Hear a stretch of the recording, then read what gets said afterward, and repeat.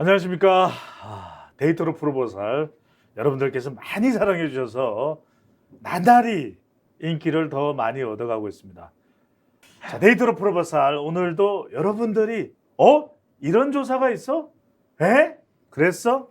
라는 재미있는 조사 결과와 함께 풀어가 보도록 하겠습니다. 함께할 분이죠. 이경 대변인과 함께합니다. 어서 오십시오. 네, 안녕하세요. 네. 산소 같은 여자이고 싶은 이경입니다. 예. 이제 자폭해. 이제는 일주일에 네. 외식을 몇 번 해요? 외식 저는 주중에는 6일 정도는 이제 서울에 있고 예. 주말에만 이제 집에 내려가는데요. 네. 밖에서 있을 땐 다 외식하죠. 아, 그렇군요. 근데 저는 일이 밥 먹는 게 일입니다. 이제 대변인 전 사람을 대변인이어도 만나고. 네, 전 대변인직에 있었기 때문에 네. 기자님들 보고 이제 많은 분들 같이 항상 뭐 밥 먹죠. 알겠습니다. 그거 외식 아니겠습니까? 예. 그래서 오늘은 그 이야기를 좀 하려고 그래요. 네. 정말 우리가 식사를 바깥에서 하는 거, 맛집 선택의 기준은 뭘까? 식당은 또 음식점을 하는 분들은 어떤 고민들이 있을까? 자, 맛집. 바로 맛집의 세계로 들어가 봅니다. 자, 얼마나 외식을 자주 하는지 그 이야기를 먼저 해봐야 될 텐데, 우리가 뭐 불과 한 10년 전, 20년 전, 30년 전만 하더라도 대부분 생활의 중심은 집이에요. 그죠? 그러다 보니까 그렇죠. 엄마가 해주시는 밥, 아빠들이 요리를 그리 안 해. 한 20년 전, 10년 전만 하더라도, 그렇죠. 한 15년 전만 하더라도. 그래서 항상 우리가 집에서 먹는 밥, 집밥 그러면은 엄마가 해주는 그 따뜻한 밥 기억나요? 그죠? 맛있는 밥. 외식이 일반화되고 있는데, 먼저 한 달에 몇 번 정도 외식을 하는지 한번 확인을 해보겠습니다. 최근 1년간 외식을 얼마나 하는지를 좀 횟수를 봤습니다. 봤더니 지금 뭐 주 2회 이상 자주 하시는 분들이죠. 자, 주로 가족들과 함께 외식을 하는 경우들이 상당히 많네요. 비율이 상당히 높습니다. 그 다음에 같이 살지 않는 가족들과 외식을 하는 경우 또 상당히 높네요. 제일 오른쪽을 보시면은 65%, 네. 상당한 비중이 높네요. 그 다음에 또 친구 등 지인들과 식사를 하게 된다. 그런 경우들도 상당히 많네요. 그러니까 지금 보면 자, 세계의 막대 중에서 가족들과 같이 바깥에서 먹는 비율보다는 그러니까 가족 아닌 사람들, 친구 또 가족 외에 또 지인들 이런 사람들 하는 횟수가 굉장히 많아졌어요. 그죠? 아무래도 일을 하다 보면은 같이 예. 먹는 것이 근데 저 질문에는 그것도 생각이 됐을 것 같아요. 네. 제가 만약에 이 조사에 그 참여자였다면 일하다가 먹는 것도 외식이라고 해야 되는 것인가? 일단 외식은 외식이니까요. 네. 그리고 또 가족들하고 아니면 지인들과 주말에 만나서 하는 것이 외식이어야 되는 것인가? 왜냐면 근무하다 보면 토요일에는 항상 외식이 아니겠습니까? 네. 그래서 그런 혼란은 좀 있겠구나. 제가 이 네. 그래프를 좀 이렇게 공부를 하면서 그런 아이고. 생각을 좀 들었었어요. 이번 조사 결과로 확인하게 되는 것은 이제 우리 사회도 정말 집이 아니라 집 바깥에서 밥을 먹는 경우가 훨씬 많아졌고 일반화됐다. 이렇게 볼 수 있을 것 같아요. 저 같은 경우에도 하루에 세 끼, 아침, 점심, 저녁을 다 바깥에서 먹는 경우도 상당히 많거든요. 그러니까 여성들이 이런 것 같아요. 진짜 전반적으로 분위기를 보면 여성들이 많이 사회에서 일을 하지 않습니까? 예. 그래서 일하는 여성들이 주말에는 그럼 살림을 해야 하고 밥을 해야 된다. 또 아빠들이 같이 한다? 이런 일은 좀 없는 것 같아요. 네. 그래서 일하는 여성이든 일을 하지 않는 여성이든 뭐 주말에는 그럼 만약에 집에서 살림을 하는 여성이 있다. 네. 어머니가. 그럼 주말에 좀 쉬시게 하는 경우도 있지 않습니까? 그래서 좀 외식 횟수가 가족들하고도 월 1회 미만이지만 그래도 네. 가족하고도 37%나 되고 그리고 같이 살지 않는 가족 또 떨어져 지금 이제 1인 가족들이 많이 그렇죠. 있기 때문에 1인 가구. 1인 가구가 많이 네. 있기 때문에 떨어져 있는 가족들도 뭐 주말에는 모여서 외식하는 경우도 좀 같이 높아지는 것 같습니다. 그러니까 심지어는 주말에도 보면은 집에서 꼭 엄마가 또 가족 중에서 아빠는 또 피곤해. 근데 이제 주말에 좀 힘을 내면서 낑낑대면서 뭐 파스타를 하든 뭔가 좀 요리를 해야 되는데 그런 비율도 좀 40대, 50대 올라가면 많지가 않아요. 그러다 보니까 중국집에서 뭐 짜장면, 짬뽕 좀 시켜 먹지. 탕수육 어때? 오늘 치킨 어때? 이렇게 하다 보니까 상당히 배달 음식이나 집에서도 맞아요. 집밥은 이제는 정말 집밥다운 집밥을 먹는 사람들이 그렇게 많지 않을 거다라는 생각이 드는데, 자, 그러다 보니까 중요한 게요.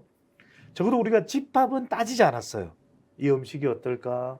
어떤 반찬이 나올까? 그런데 이제 음식점을 고르는 것은 이제 우리도 꼼꼼히 따져봐야 되는데, 음식점 선택할 때 어디에 기준을 삼을까? 또 근거를 하고 있을까? 그 데이터를 보겠습니다. 자, 식당을 선택할 때, 자, 우리가 가장 많은 비율, 주변 사람들의 추천. 그렇군요. 그러니까 우리가 왜 식당 갈 때 보면 이 그래프를 계속 좀 보여주면 그런 경우들이 참 많은 것 같아. 우리가 회식을 하러 갈 때나 점심을 같이 먹는 것도 외식이잖아요. 그러면 이제 회사에서 일을 하다가 11시 반, 빠르면 11시 반에 나가. 막 튀어나가요. 예. 저는 막 11시에 나갔어. 붙잡아서 뒤에. 왜 그래? 12시 아니야? 11시. 배가 고파가지고요. 근데 그럴 때 되면, 자, 오늘 어느 식당 갈까? 그 식당 좋다고 하던데요. 추천이 많아요, 주변에. 그렇죠. 박대리의 추천, 또 권 차장의 추천, 이렇게 가는 경우들이 많고, 아니면 부장님이 그래. 다 의견을 들어. 오늘 뭐 먹을? 파스타 어때요? 그 다음에, 쭈꾸미 불고기 어떠세요? 그러는데, 뭐 짜장면이야 오늘. 나는 이렇게 되는 오늘 경우. 짜장이 먹고 싶네. 그러면 또 짜장면으로 결정이 돼요. 그 다음에 뭐냐?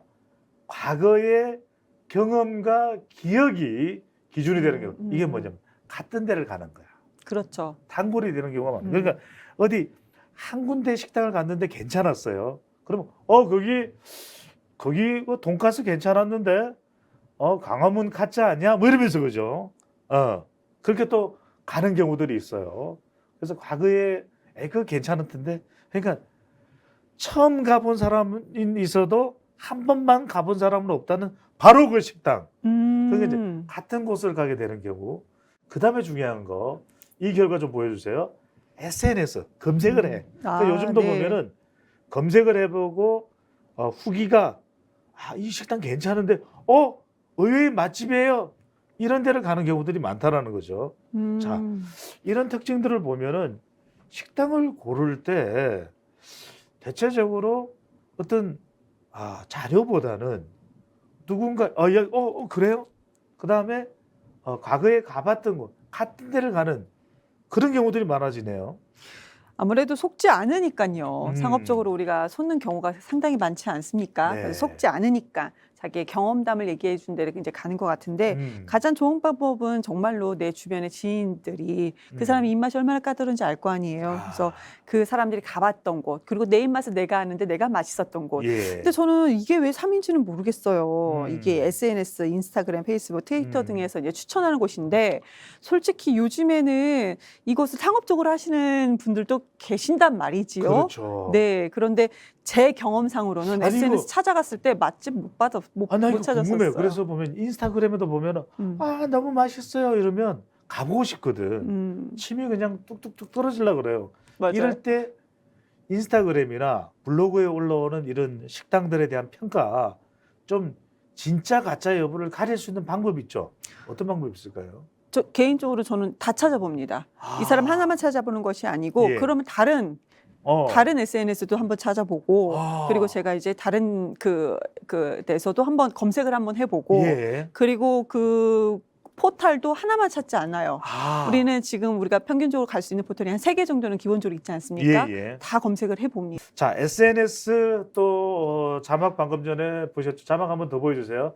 SNS 또 블로그 또 요즘에 이게 맛집을 추천해주는 어플에 대한 선호도가 점점 높아지고 있는데, 과연 연령대에 따라서는 식당을 선택할 때 기준이 어떤 차이가 있는지 한번 보실까요?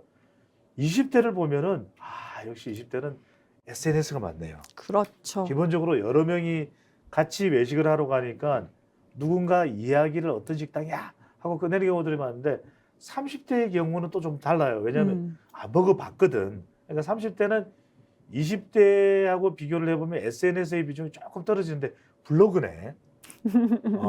이게 보니까 30대가 이런 걸 보면 약간 20대보다는 좀 트렌드가 떨어지나? 이렇게 봐야 될까요? 아니죠. 지금 SNS를 통해서 20대 갔다고 하잖아요. 네. 30대는 20대 때 그것을 경험해봤다는 거죠. 그렇게 찾아가서 줄을 서서 먹었는데 막상 먹어보니까 그것이 아니더라. 라는 것을 경험하지 않았습니까? 왜 이런 네. 말씀을 드리냐? 저도 그랬거든요. 아, 그렇게 맛집을 찾아봤는데 예. 그런데 그게 아니었어요. 그런 음. 경우가 상당히 많았었고, 그리고 왜 우리 파워블로그라든지 SNS 이렇게 유명하신 분들, 그런 그게- 분들도 상업적으로 하는 경우가 또 우리가 뉴스에서도 간간히 보이지 않았습니까? 진짜가 아닌 경우들이 그렇죠. 보도가 돼서 큰 파장이 일기도 해요. 그리고 그런 보면. 분들이 내가 무슨 뭐 파워블로그인데 여기서 이렇게 불친절하면 안 된다라고 마찰을 일어난 경우도 있었고, 그러니까요. 근데 그거는 경험해보고 했기 때문에 네. 그것이 진짜 맛집이 아니구나라는 것을, 경험이다. 네, 저는 그렇게 역시 생각합니다. 경험이 참 중요하네요. SNS 또 파워블로그에 올라가 있는 후기도 진실이 아닐 수도 있다. 자, 근데 이 연령대별로 보면은 역시 60세 이상은 주변 사람들의 추천이 중요하네요. 압도적입니다. 71%. 연령대별 결과 한번 더 보실게요.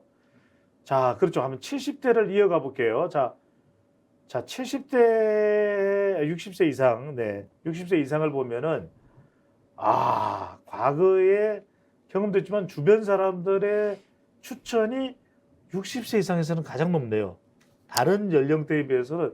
그래서 보면 왜 그런 이야기 참 많이 하잖아요. 60세 이상 우리 뭐 삼촌이나 또 형님 선배 되시는 분들 이 식당이 그 평양냉면으로 유명한 데야.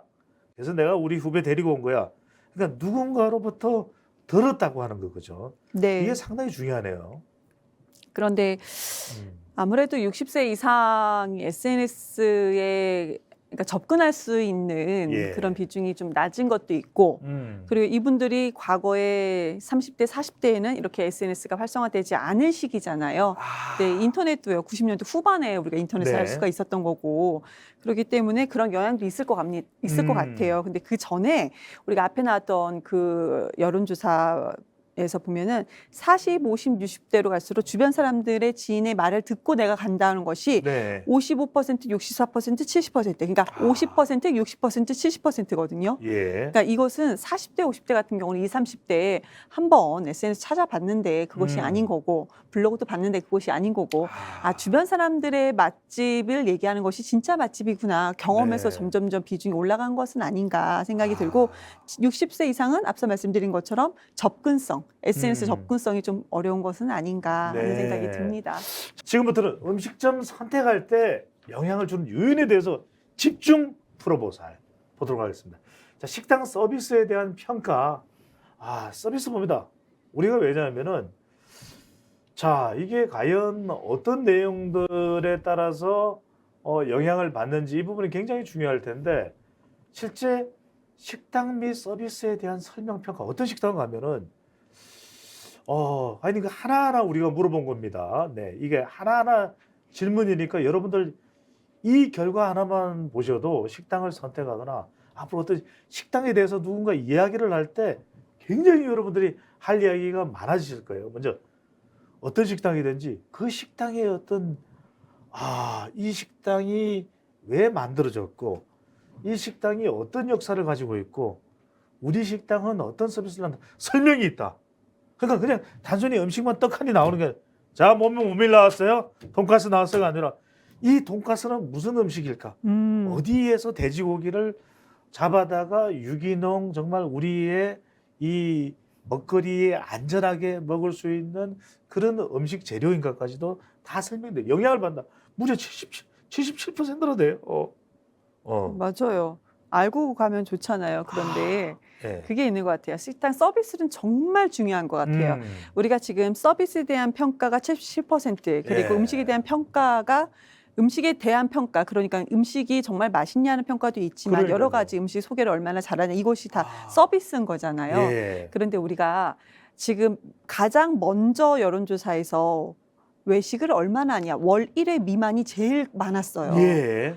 정말 특별한 날인 거거든요. 아, 이 외식이라는 것은 그렇죠. 우리가 모인 그 장소는 특별한 날인데 맛집이면 좋죠. 근데 맛집이 아닐 경우에는 서비스가 좋으면 맛도 괜찮아요. 넘어가는 것 그러니까요. 같아요. 그래서 저희는 제가 찾았던 건 뭐냐면 정말 맛집이라고 찾았는데 맛은 별로 없어요. 그럴 때 우리가 했던 얘기가 뭐냐면 예. 서비스 맛집이네. 아, 그런 얘기를 해요. 나 이거 궁금했어요. 왜냐면 네. 맛집이라고 그러는데 정작 가면 누가 막 그냥 어깨가 자부심이 부심이 뽕뽕해서 이거 맛집이야 하고 네. 갔는데 먹으면서도 또 맛집으로 데리고 간 분이 밥을 사는 거라서 이게 맛있다 그래야지 우리가 밥 먹고 나서 잘 먹었어요 그러지 뭐 맛이 좀 뭐 MSG가 이렇게 이야기를 안 하잖아요. 그런데 네. 정작 맛집이에요 하고 갔는데 맛이 없을 때가 많어. 네. 이거 왜 그런 거예요?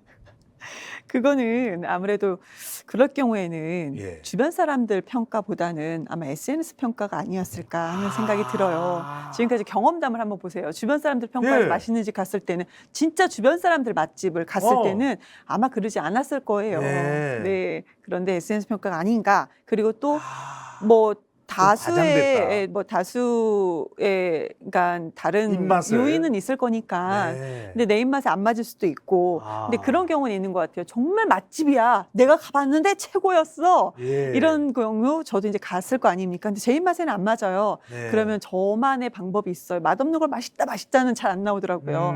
그럴 때는 얼마 전에는 겨자 소스가 너무 맛있었어요.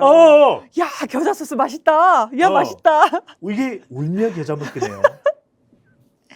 진짜. 어. 아니, 울진 않았어요. 네. 웃으면서. 아니 이럴 때 참 난감해요. 왜냐면 분명히 맛집이라 그래서 그래도 네이버, 구글 다음에서 추천해서 가잖아요. 여기가 그 집이에요. 뭐 그러면서 그런 또 사이트도 있어요. 그래서 이제 가서 밥을 먹었는데 별로 맛있지가 않아. 근데 그런 집이 네. 그런데도 사람이 많은 집은 잘 보세요. 서비스가 좋아요. 친절해요. 예. 네, 좋습니다. 반찬 하나 더 주세요 할 때도 너무나도 친절하게 주세요. 예. 네, 그러니까 잘 지금 만약에 들으시는 분들이 한번 생각을 해보시면 맛집이라고 갔는데 내 입맛에 안 맞다. 예. 그럴 경우에는 그런 집은 거의 대부분 매우 친절하다. 네. 식당에 대한 유래가 있고 역사가 있고 이 음식을 하게 된 배경을 설명해주고 설명이 있는 정말 맞아요.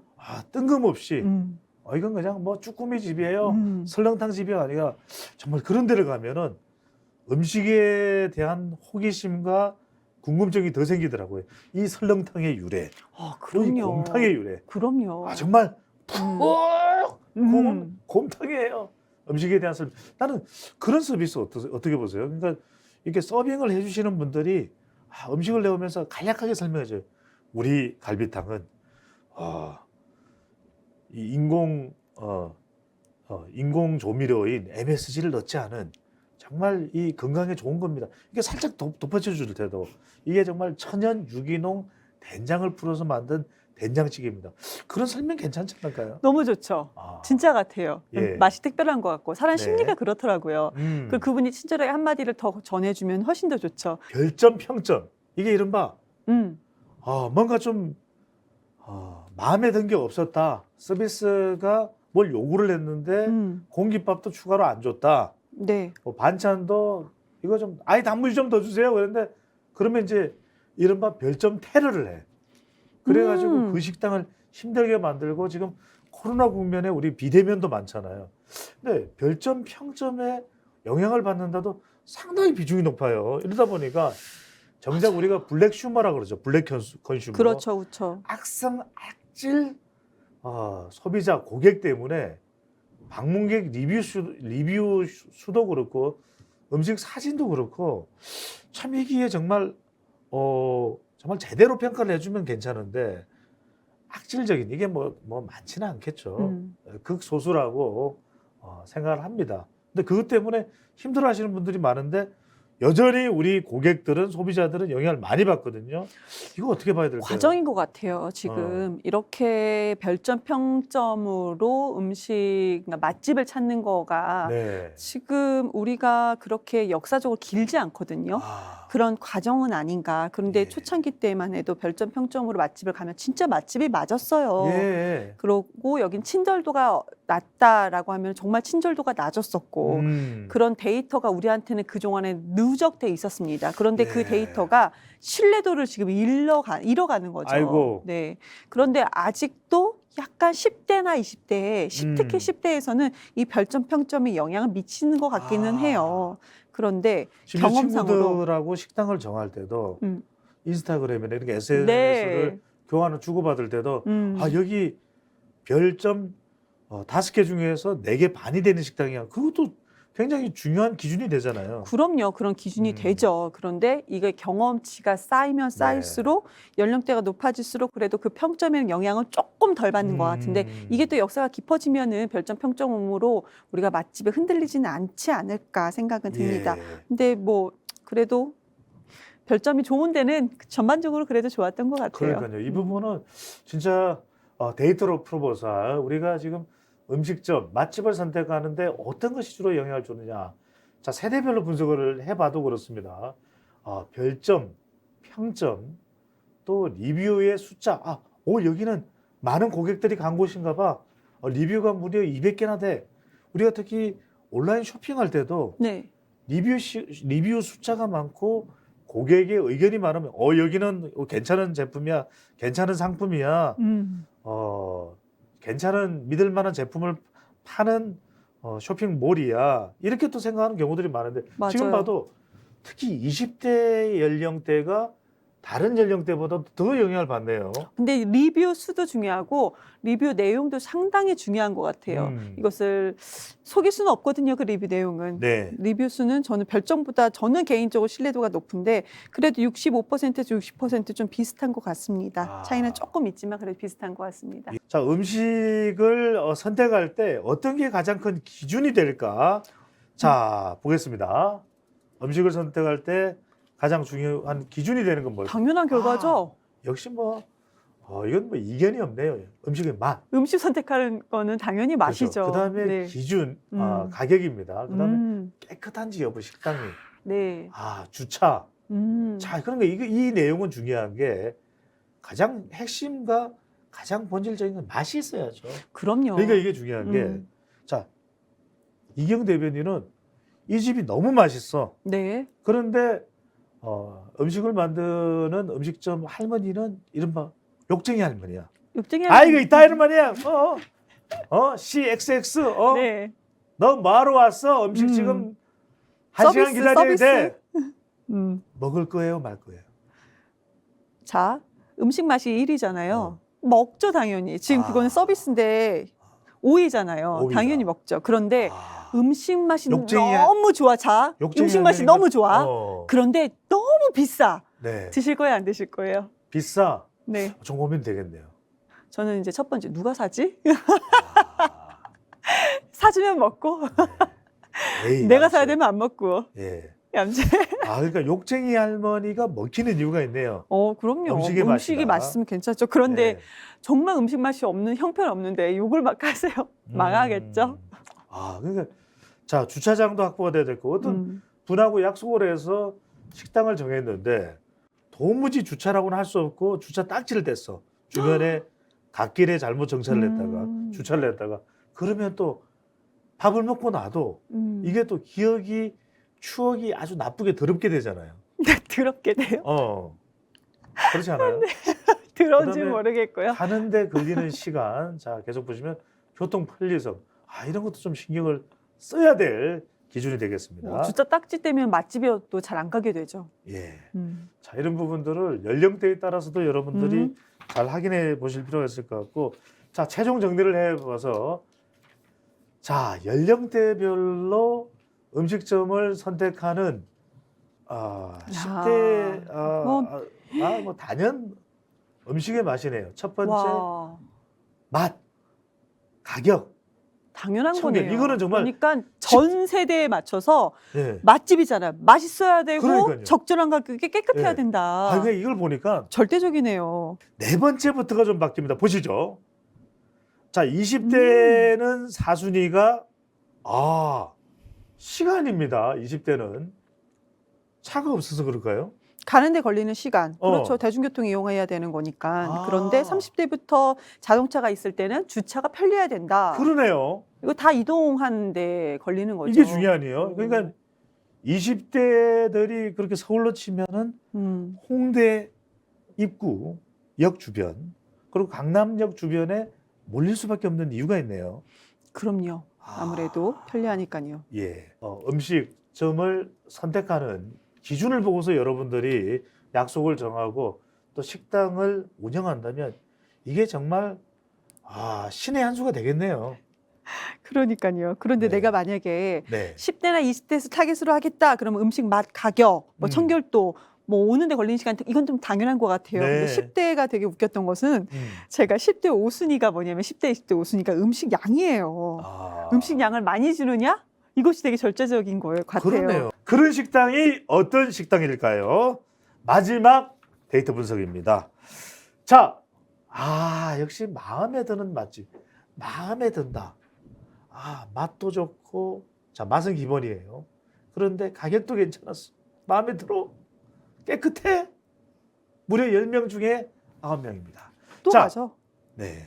당연히 가죠. 당연히 간다. 이런 집 안 가면 어디 갑니까? 예. 계속 음식으로는 계속 도전할 수는 없어요. 맛집을 찾기 위한 도전이 있는 거지. 네. 자, 여러분들, 여름 방학 이제 뭐 거의 끝나가는 학생들도 있을 테고, 대학생들도 계실 테고, 또 우리 또 가족들과 함께 이번 주말에는 어디 좋은 데 가서 한번 여름 더울 때 스트레스도 날려버리고 맛있는 거 먹으면서 가족들과 사랑을 더 잔뜩 만들자 이런 분들 계실 텐데 꼭 이 방송 보시고 정말 제대로 된 맛집을 선택하시면 좋고 이경 대변인과 함께했습니다. 고맙습니다. 감사합니다.